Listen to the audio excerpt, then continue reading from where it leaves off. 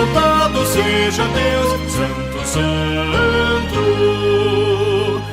Exaltado seja nosso Deus e Pai, exaltado para sempre o exaltai. Cantem, louvem lá nos céus, nosso Deus e Rei Jesus.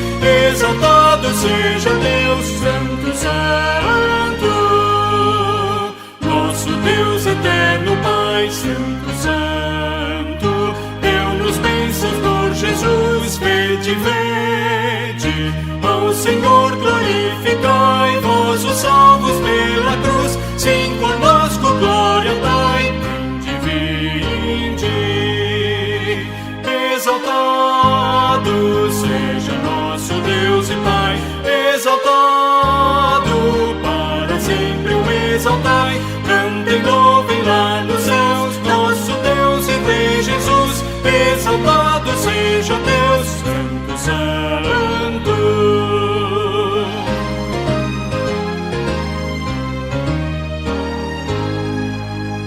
Exaltemos nosso Deus, Santo, Santo. Exaltemos com fervor hoje, hoje. Tributemos todos nós hinos santos de louvor, sim, louvor em alta voz hoje, hoje. Exaltado seja nosso Deus e Pai, exaltado para sempre o exaltai. Cantem, louvem lá nos céus, nosso Deus e Rei Jesus. Exaltado seja Deus, Santo, Santo.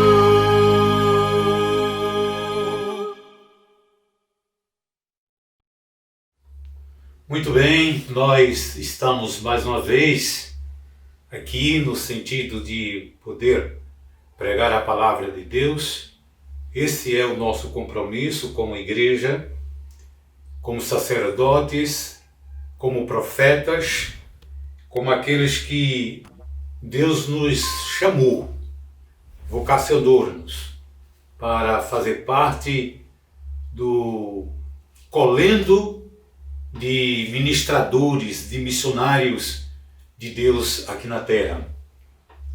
E nessa tarde estamos alegres, nessa noite estamos alegres, porque o Senhor nos dá essa oportunidade de expressar com muita alegria no coração a palavra de Deus, porque sabemos que ela é viva e ela é eficaz. E ela produz nos corações daqueles que a recebem como canais de bênçãos para fazer instrumentos de Deus neste mundo, no mundo de incredulidade, no mundo de perturbações, no mundo cheio de tantos conflitos, e que somente o amor de Deus, que vindo aos nossos corações, tem de fato a ousadia de nos quebrantar e de nos levar junto a Deus. Então oramos nessa tarde, essa oportunidade para que Deus esteja nos abençoando. E eu quero ler um texto sagrado lá no Antigo Testamento, no livro do profeta Jeremias, capítulo 29. E nós vamos ler esse texto que expressa muito bem a situação dos servos de Deus quando o povo de Deus, o povo de Judá, estava exilado ali na Babilônia. E assim diz o texto sagrado: são estas as palavras da carta que Jeremias, o profeta, enviou de Jerusalém a um resto dos anciãos do cativeiro, como também aos sacerdotes, aos profetas e a todo o povo que Nabucodonosor havia deportado de Jerusalém para a Babilônia. Depois que saíram de Jerusalém, o rei Jeconias, a rainha mãe, os oficiais, os príncipes de Judá, Jerusalém e os carpinteiros e ferreiros, a carta foi mandada por intermédio de Elasa, filho de Safã, e de Gemarias, filho de Ilquias, os quais Edequias, rei de Judá, tinha enviado à Babilônia, e Nabucodonosor, rei de Babilônia, e dizia: assim diz o Senhor dos exércitos, o Deus de Israel, a todos os exilados que eu deportei de Jerusalém para a Babilônia: edificai casas e habitai nelas, plantai pomares e comei o seu fruto. Tomai esposas e gerai filhos e filhas. Tomai a esposa para vossos filhos e dai vossas filhas a maridos, para que nenhum filhos e filhas multiplicai-vos aí e não vos diminuais. Procurai a paz da cidade, para onde vos desterrei, e orai por ela ao Senhor, porque na sua paz tereis paz. Porque assim diz o Senhor dos exércitos, o Deus de Israel: não vos enganem os vossos profetas que estão no meio de vossos profetas que estão no meio de vós, nem os vossos adivinhos, nem deis ouvidos aos vossos sonhadores, que sempre sonham segundo o vosso desejo.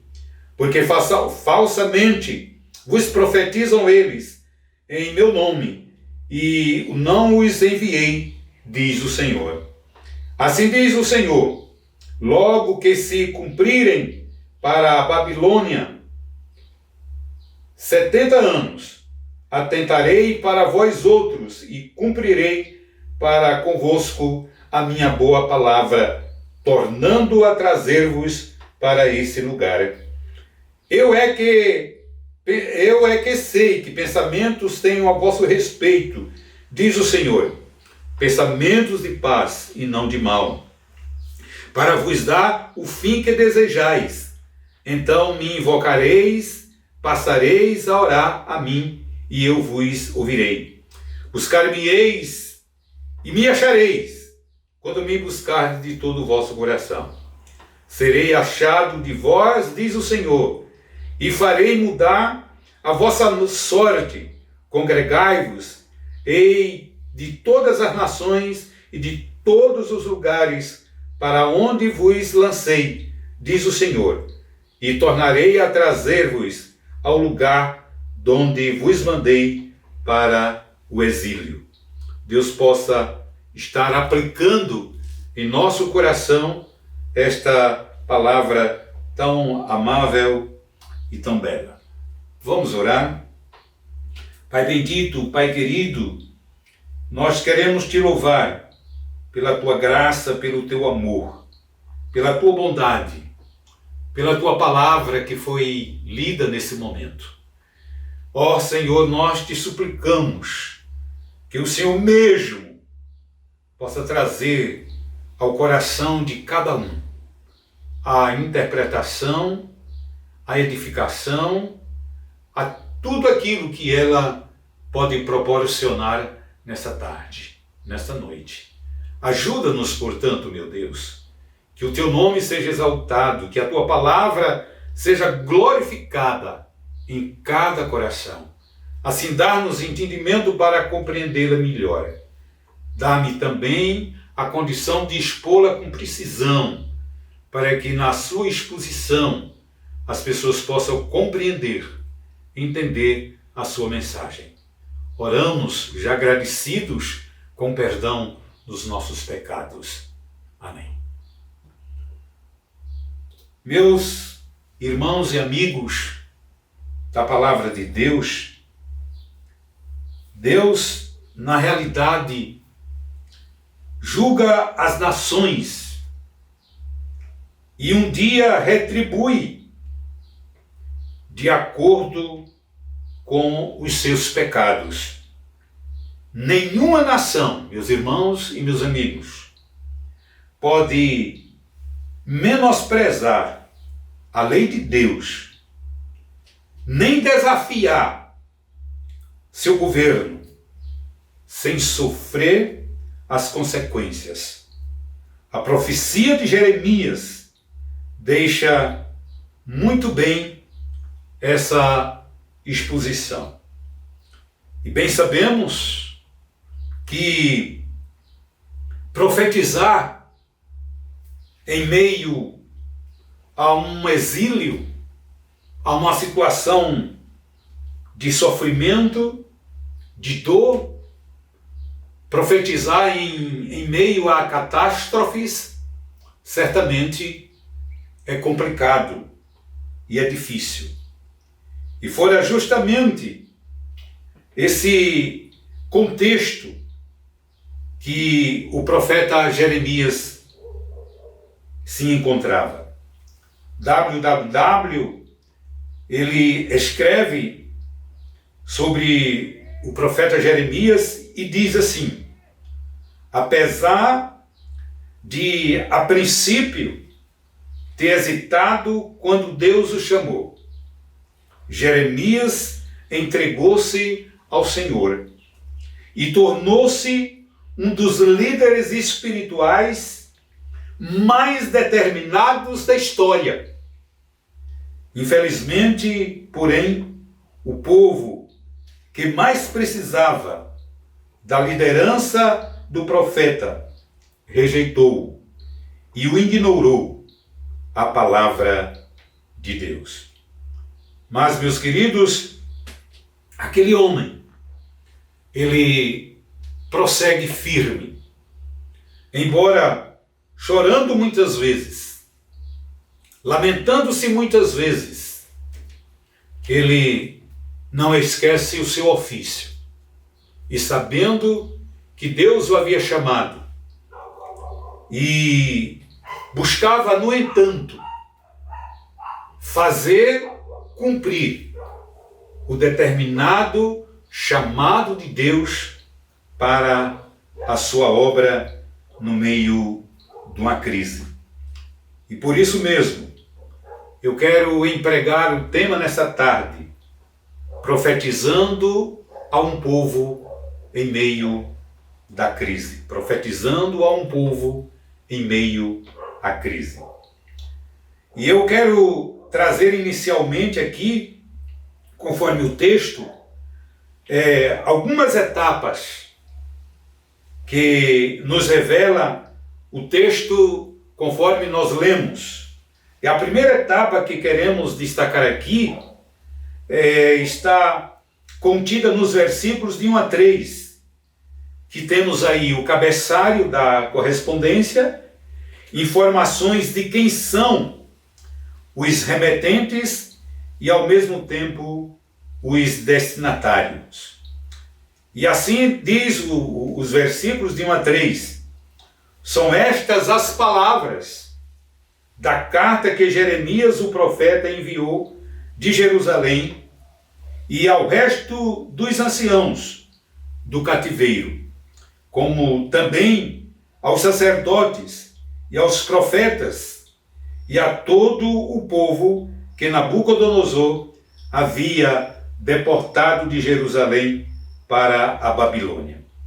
Inicialmente, meus queridos, quero salientar aqui que Nabucodonosor não está deportando aquele povo meramente por um desejo seu, por uma vontade sua, por um desígnio seu, mas por um desígnio de Deus, porque conforme Deus já havia prometido que levaria aquele povo para aquele cativeiro, mas em meio a essa situação, aquele povo já estava ali, depois de um período de tempo, não tão longo, e o profeta ali escreve uma carta dirigindo-se aos anciãos, aos sacerdotes, sobretudo a uma liderança que estava ali.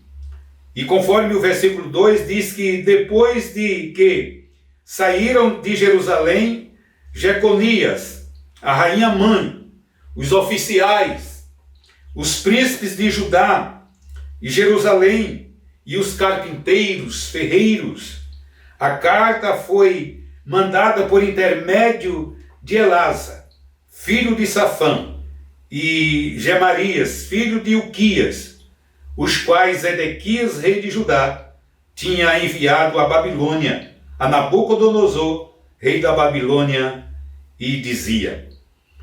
E evidente que os comentaristas, quando comentam esse texto, diz que era aproximadamente 3.049 pessoas. Mas acredito que não era apenas este grupo, porque na realidade quando esta carta é endereçada, ao mesmo tempo recebida, foi num período em que, para eles, já o cativeiro estava terminando, ou mesmo eles passariam pouco tempo. Mas depois, na frente, a gente vai ver que esse cativeiro ele dura um período de 70 anos. E essa carta, meus irmãos e meus amigos, ela foi escrita depois aproximadamente do ano de 597 a.C. A carta de Jeremias a eles escrita por intermédio, ou levada por intermédio dos mensageiros, que havia uma comunicação do rei de Zedequias para o rei Nabucodonosor, conforme o versículo 3. E também quando se refere o resto dos anciãos do cativeiro, e ali os demais povos que estavam ainda ali. E a segunda etapa está contida nos versículos de 4 a 7, e que consiste nas promessas de Deus a um povo sofredor e ao mesmo tempo disciplinados.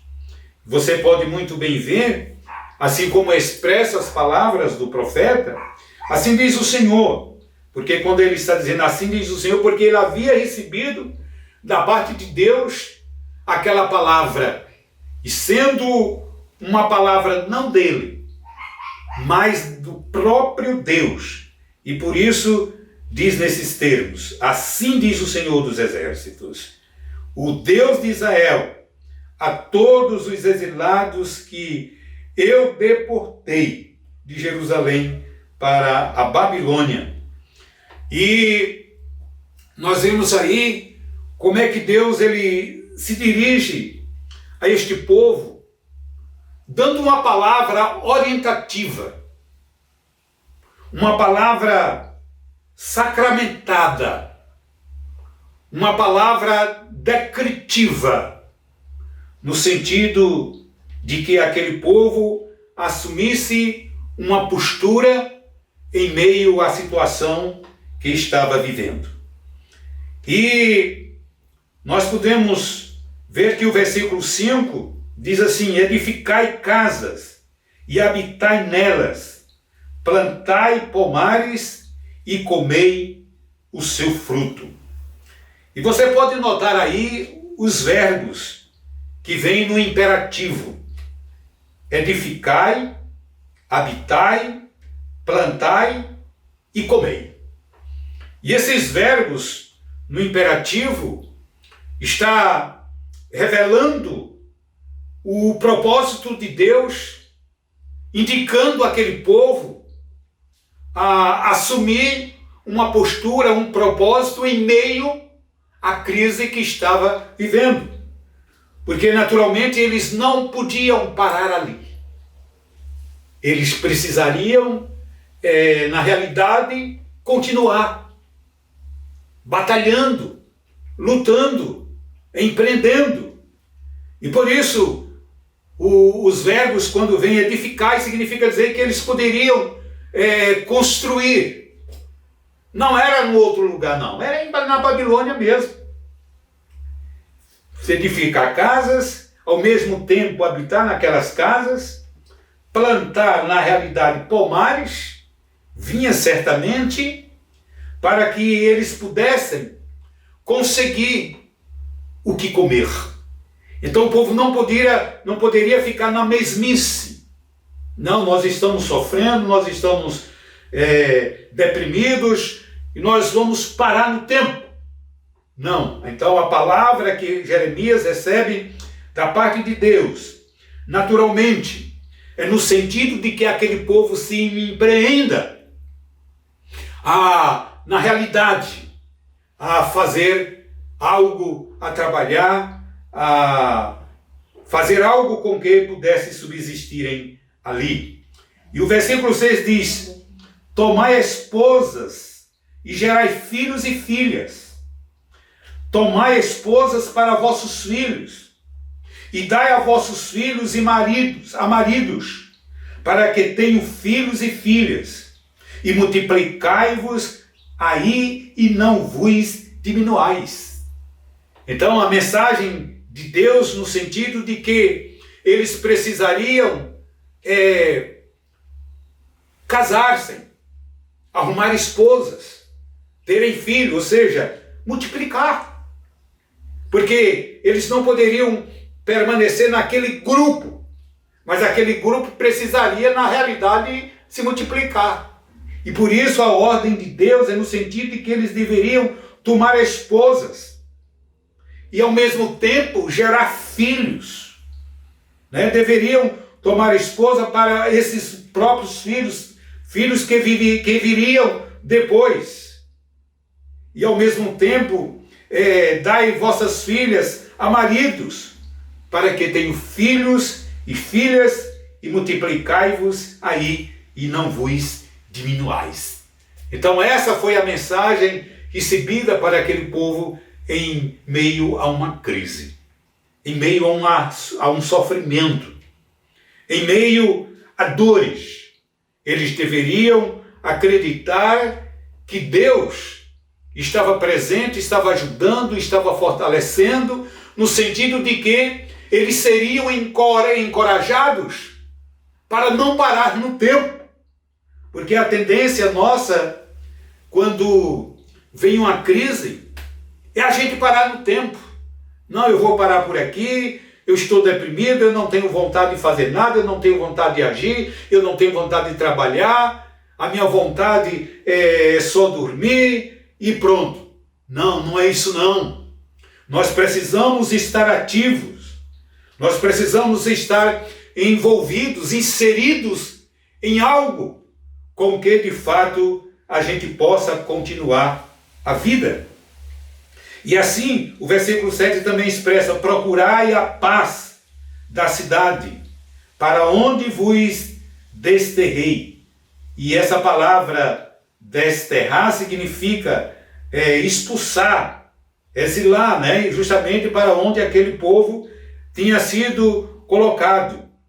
Mas ao mesmo tempo, quando ele recebe aquela palavra no sentido de procurar a paz na cidade, significaria que eles não poderiam agora estar envolvidos com guerras, brigando, não é? Mas no sentido de eles buscar a pacificação, serem instrumentos de Deus numa terra estranha. E a gente sabe que é isso que sempre Deus cobra do seu povo, de sua igreja. Que a gente testemunhe, que a gente de fato dê um testemunho de vida no lugar em que nós estamos. E ao mesmo tempo a sua palavra diz: e orai por ela ao Senhor, porque a sua paz vós tereis paz. Então significava dizer que aquele povo precisaria multiplicar a paz, buscar a paz, trabalhar pela paz. Deviam ser o quê? Pacificadores. E serem bombeiros. E não tocar fogo. E não viver uma vida murmurativa. Uma vida cheia de desengano, de tristeza, de amargura. Eu sei que na realidade a vida que eles estavam vivendo ali levaria certamente para isso, para viver uma vida nesses termos. Mas a palavra que eles recebem da parte de Deus é no sentido de que eles precisariam orar. E quando se trata de orar, meus amigos, nós sabemos que Deus sempre determina para a sua igreja. É o que deve fazer a igreja que está vivendo agora, nesses tempos caóticos, difíceis, deploráveis. A igreja precisa orar, a igreja precisa interceder. A igreja precisa se ajoelhar diante do Pai. A igreja precisa buscar a Deus, buscar paz para a nação, continuar pregando o Evangelho, continuar sendo instrumentos de Deus, continuar sendo vidas que de fato possam exercer uma diferença no meio de uma geração corrupta e no meio de uma geração pervertida. E aqueles sem esperança, conforme desses versículos, os exilados haviam na realidade perdido tudo, exceto a vida e uns poucos pertences, e que puderam carregar para a Babilônia. Perderam, quem sabe, sua liberdade. E agora, em cativos ou em cativeiro, foram levados de suas casas, perderam suas ocupações e estavam agora separados de amigos e parentes, sendo que alguns deles talvez tivessem morrido durante a longa marcha de Jerusalém à Babilônia. De qualquer ângulo, meu amigo, minha amiga, meu irmão e minha irmã, eles precisariam olhar a situação e que eles precisariam tomar uma decisão, uma situação que era certamente desesperadora. Mas a terceira etapa do texto está justamente nos versículos 8 e 9, que nos fala sobre cuidados com falsos profetas e mensagens adivinhonas. E essas mensagens adivinhonas, essas mensagens falsas, que os profetas, que muitas vezes não falavam da parte de Deus, mas falavam daquilo que eles gostariam que acontecesse, né? E a exortação da palavra de Deus é no sentido de que eles tomassem precaução.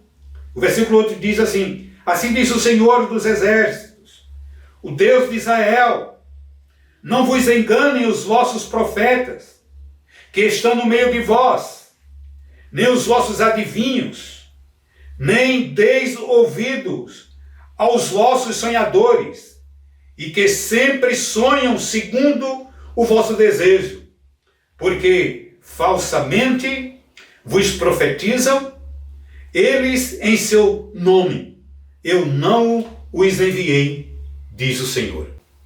E, sendo assim, o povo teria que ter cuidado com mensagens que talvez eles quisessem ouvir.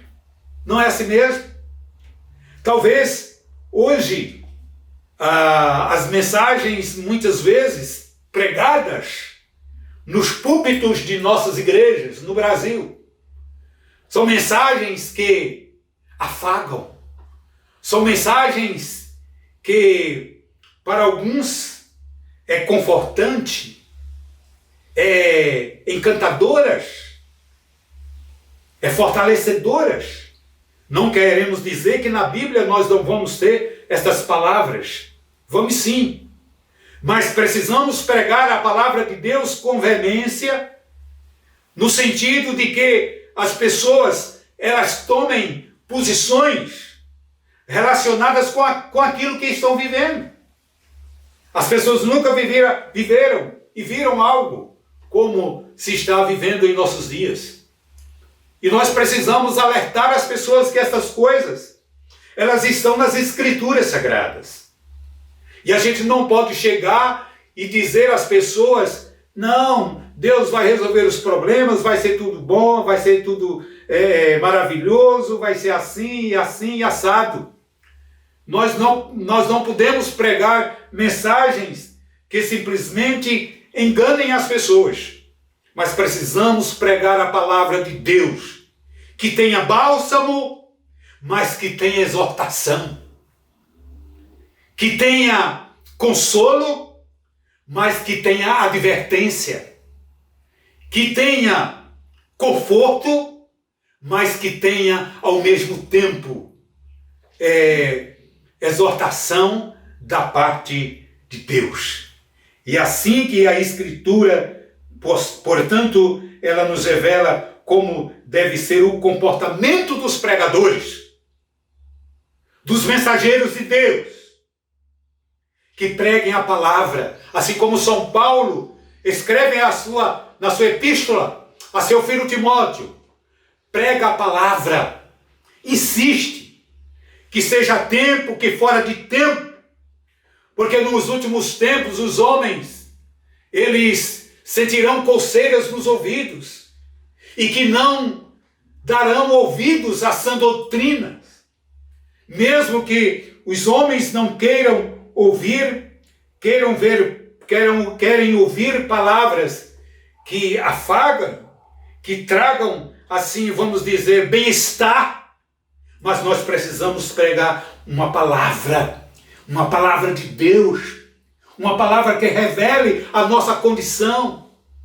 que nos revele a condição de estarmos junto a Deus, para gozarmos de quebrantamento, para termos quebrantamento, e para nos voltarmos inteiramente para Deus, suplicando sua graça, suplicando sua misericórdia, suplicando o seu perdão, suplicando a sua intervenção na nossa vida espiritual. E o versículo 11 diz assim: eu é que sei que pensamentos tenho a vosso respeito, diz o Senhor, pensamentos de paz e não de mal, para vos dar o fim que desejais. Na verdade, meus irmãos, Deus sempre tem o melhor para seu povo. Deus sempre trabalha no sentido de ajudar o seu povo, de abençoar o seu povo. Deus é tremendo, Deus não desampara o seu povo. Aquele povo pelo qual ele tem um propósito, aquele povo pelo qual ele elegeu. Mesmo que tenham seus problemas, que tenham seus pecados, que tenham suas dificuldades, que tenham muitas vezes se afastado de Deus, mas esse Deus que tem um propósito e que procura, na realidade, a cada dia cumprir o seu propósito, como ele diz, pensamentos de paz e não pensamentos de mal, para vos dar o fim que vocês carecem, vocês precisam. E o versículo 12 diz: e então me invocareis, passarei a orar a mim, e eu vos ouvirei. No Antigo Testamento está repleto de palavras como estas, de invocação. E nessa invocação significa dizer que as pessoas precisam se chegar a Deus, como diz lá no profeta Joel: aquele que invocar o nome do Senhor será salvo. E invocar aqui significa buscar a Deus, estar junto a Deus, invocar a sua graça, a sua misericórdia, pedir a sua intervenção, pedir que ele derrame quebrantamento, que ele derrame transformação de vida, E por isso ele diz: e então me invocareis e passarei a orar a mim, e eu vos ouvirei. Ele está dizendo: olha, eu estarei atento às vossas orações.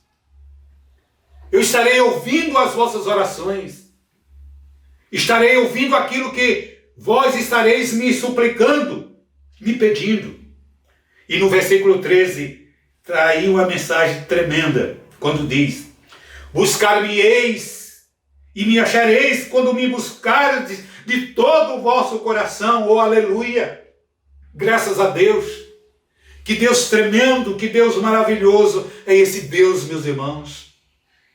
E a gente sabe que muitas vezes falhamos com esse Deus. pecamos às vezes, mas quando invocamos a sua graça, quando suplicamos o seu perdão, quando nos dirigimos a Ele, então Ele está pronto a nos ouvir. Então o que a nossa nação brasileira, o que o povo brasileiro precisa hoje, a igreja do Senhor precisa hoje, é de buscar o Senhor, é de invocá-lo enquanto Ele está perto. É isso que nós precisamos fazer. Mas a sua palavra diz algo tremendo aqui: quando me buscardes de todo o vosso coração.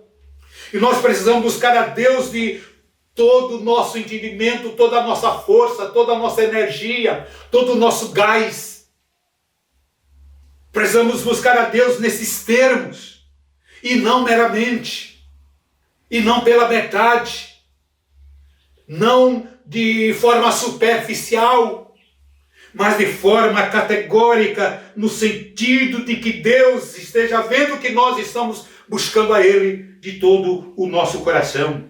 E o versículo 14 diz: serei achado de vós, diz o Senhor, e farei mudar a vossa sorte. Congregai-vos-ei de todas as nações e de todos os lugares para onde vos lancei, diz o Senhor, e tornarei a trazer-vos ao lugar de onde vos mandei para o exílio.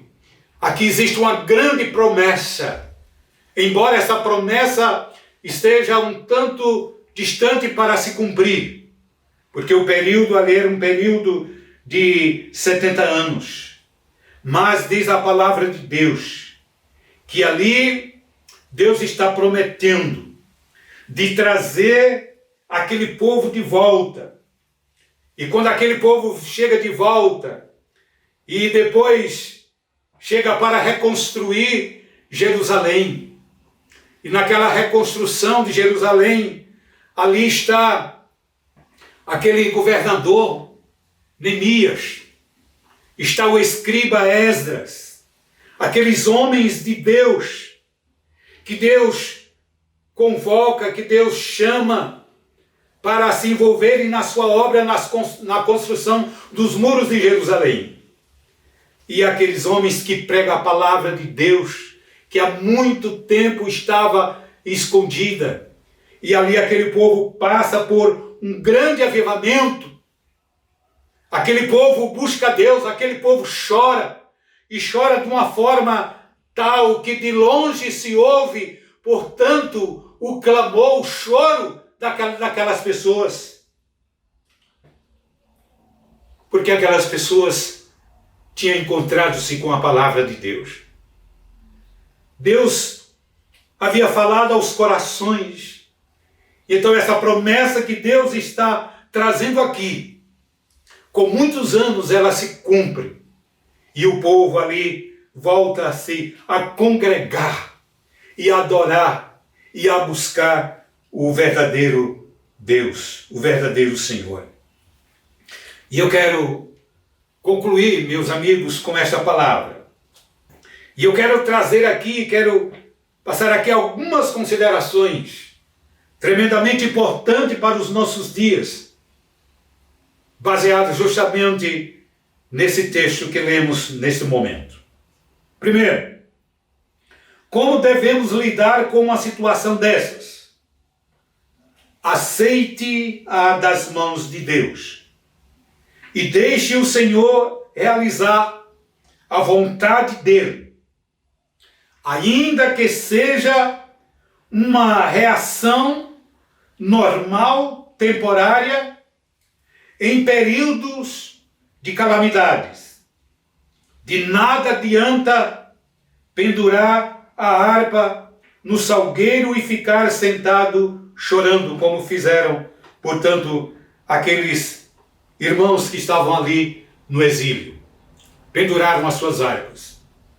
Eles criam que não tinham motivo para louvar a Deus, para adorar a Deus. Meus irmãos, estamos vivendo numa pandemia e que muitas vezes parece faltar a alegria de exaltarmos a Deus, de louvarmos a Deus.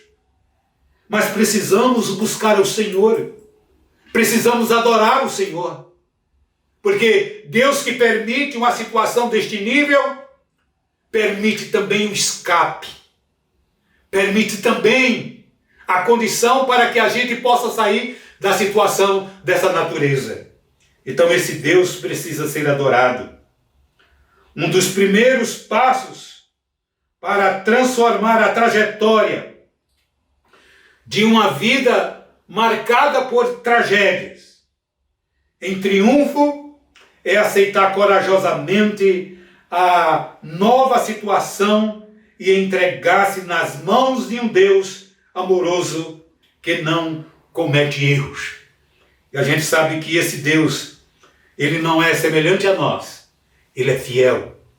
Diz o apóstolo Paulo, se nós permanecermos infiéis, ele permanece fiel, porque em absoluto ele pode negar-se a si mesmo. Segundo, aqueles com falsas esperanças, conforme os versículos 6 a 9.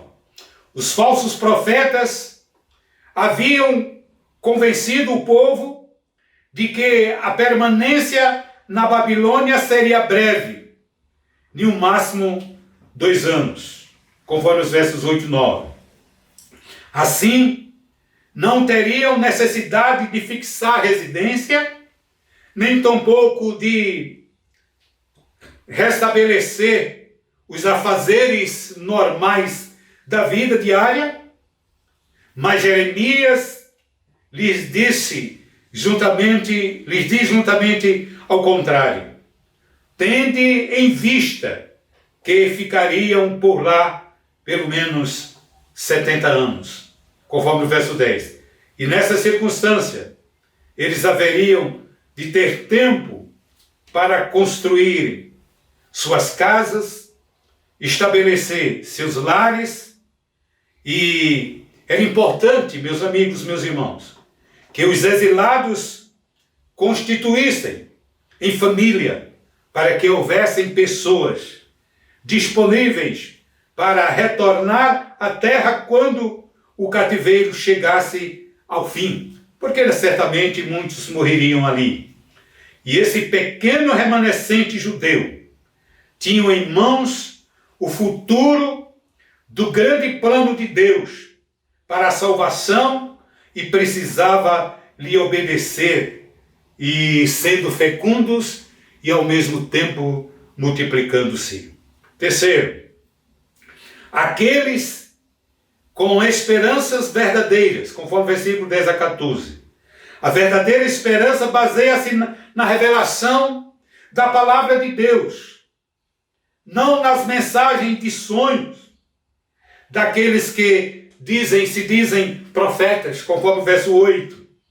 Deus deu ao seu povo uma boa palavra, conforme o versículo 10, de livramento, e cumpriria, portanto, esta promessa. Deus fez planos para o seu povo, bons planos que, no final, trazem paz e esperança. Sendo assim, não há motivo para temer nem para desanimar. E por isso, meu irmão, minha irmã, nós precisamos continuar com a vida. Nós precisamos ser empreendidos. Precisamos estar sonhando. Precisamos estar, ao mesmo tempo, planejando. Não é problema, estamos em uma crise. Mas o Deus que nós adoramos, o Deus que nós servimos, é o Deus de esperança.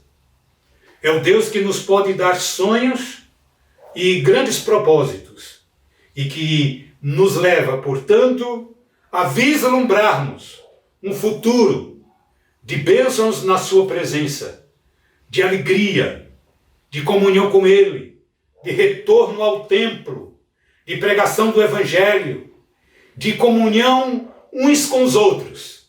E Deus fará isso com a sua graça, com seu amor e sua misericórdia. Oremos. Nessa tarde, nessa noite, nós nos colocamos diante de Ti, Senhor. E queremos Te agradecer por esta palavra.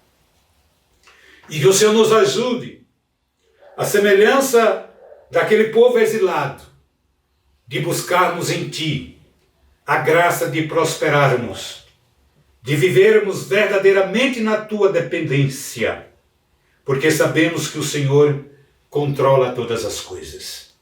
Ajuda-nos, portanto, ó Pai. Dá-nos graça, dá-nos condições de sermos canais de bênçãos em meio à pandemia, em meio aos conflitos, em meio aos transtornos, em meio às aflições, em meio às arguras e amarguras, que nós possamos dar um testemunho como povo Teu, que fomos chamados para viver uma vida na Tua presença. Abençoa o Teu povo, dirige o Teu povo, conduz o Teu povo a viver na Tua presença. Seja com nossa nação, seja com o Teu povo brasileiro, é a nossa oração em nome de Jesus. Amém.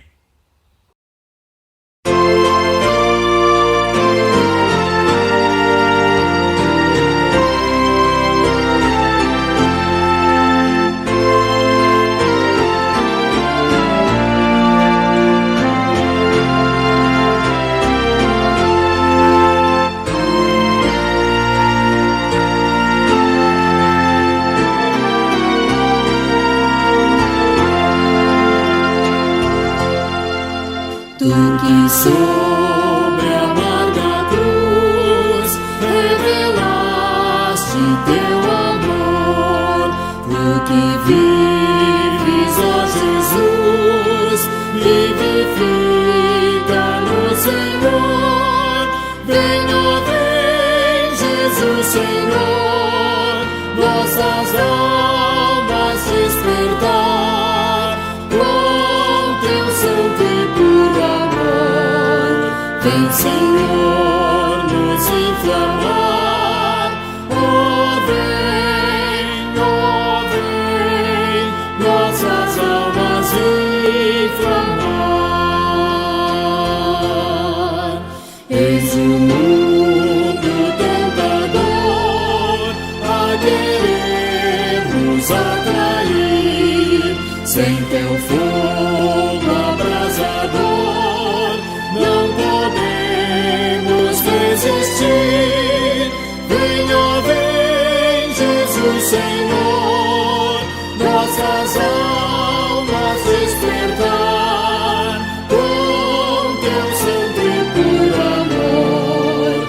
Vem, Senhor, nos inflamar. Oh, vem,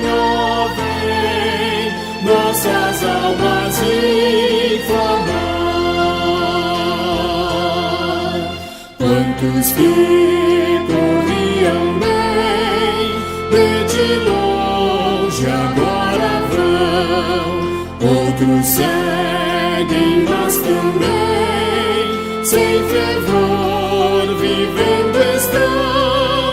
Vem, ó vem, Jesus Senhor, nossas almas despertar com teu santo e puro amor. Vem, Senhor, nos inflamar. Oh, vem, nossas almas inflamar.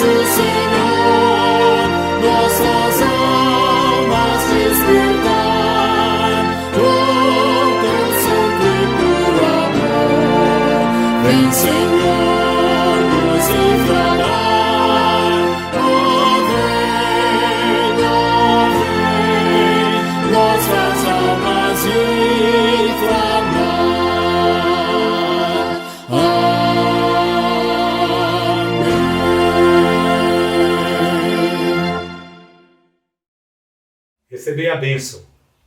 O Senhor te abençoe e te guarde. O Senhor faça resplandecer o seu rosto sobre ti e tenha misericórdia de ti. O Senhor sobre ti levante o seu rosto e te dê a paz. Amém. Nós queremos louvar a Deus, agradecer a Deus por esses dias que nós tivemos exercendo atividades através de YouTube e possivelmente no próximo domingo já estaremos reunidos na nossa igreja, no templo da nossa igreja, exaltando o Senhor, quem sabe um tanto diferente daqueles momentos que estávamos reunidos, mas esperamos que isso seja feito. Sabemos que isso acontecerá e certamente com muita alegria no próximo domingo, dia 28, né? Domingo, dia 28, certamente estaremos já reunidos ali. Como disse, um pouco diferente, mas estaremos adorando a Deus ali no templo. Deus vai nos conceder graça, mediante já também decreto governamental aqui no nosso estado. Nós queremos louvar a Deus e, se possível, podemos estar novamente no YouTube, Deus sabe, mas nós queremos agradecer a todos vocês, louvar a Deus sobretudo pela vida do nosso irmão Diego Antunes, candidato ao diaconato da nossa igreja e que tem dado uma postura favorável e que a gente tem feito um bom trabalho na edição desses nossos programas aqui do domingo às 19 horas. Que Deus abençoe você, a sua família e continuemos orando para que Deus esteja apontando soluções para situações catastróficas que somente Ele tem o poder de resolver. Deus nos abençoe. Amém.